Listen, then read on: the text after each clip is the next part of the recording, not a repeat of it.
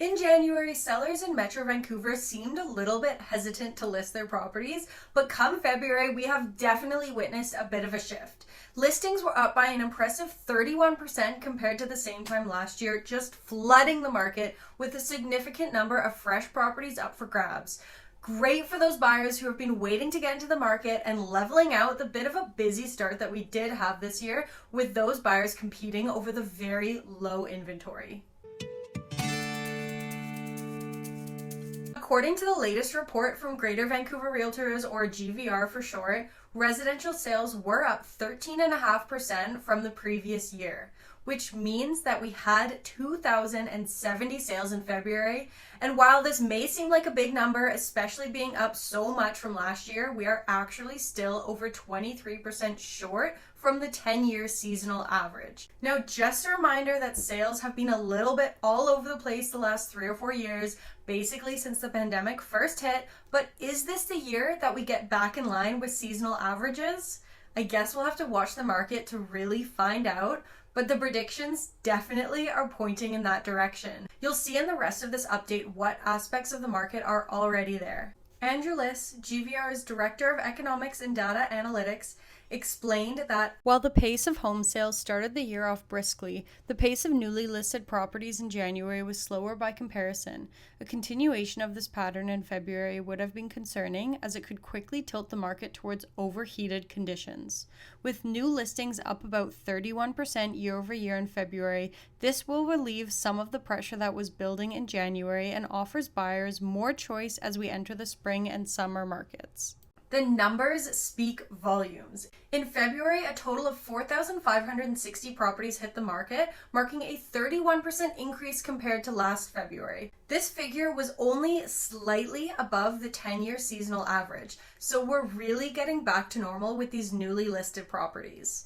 I hope they keep on coming for every buyer who is looking to get into the market. Currently, there are 9,634 properties listed for sale in the MLS system in all of Metro Vancouver, marking a notable 16.3% increase compared to last February. This figure stands just 3% above the 10-year seasonal average, so again, we're keeping super close to those averages. The sales to active listings ratio for February sits at 22.4%. Breaking it down by property type, detached homes have a ratio of 16%, while townhouse and apartments have ratios of under 28% and just under 26%. Okay, hold it there. Let's quickly go through what those percentages actually mean, because as a buyer or a seller hoping to get into the market, these numbers can actually be important for you to track. The sales to active listings ratio measures supply and demand by looking at the total supply of homes for sale compared to sales during the month. Buyers, sellers, and balanced markets are terms that describe whether the market is putting upward, downward, or no pressure on home prices. Buyers markets typically occur when the sales to active listings ratio dips below 12%, which means that there is a surplus of housing or more homes for sale on the market than there are buyers. A seller's market tends to occur when it surpasses 20% for sustained periods, which typically means there is a shortage in homes for sale or more buyers than there are homes. This is when you start to see more competition and upward pressure on prices. With this in mind, the numbers are saying that attached properties, i.e. condos and townhomes, are in favor of sellers, whereas detached homes are still in balanced market territory, which is where we ended in 2023.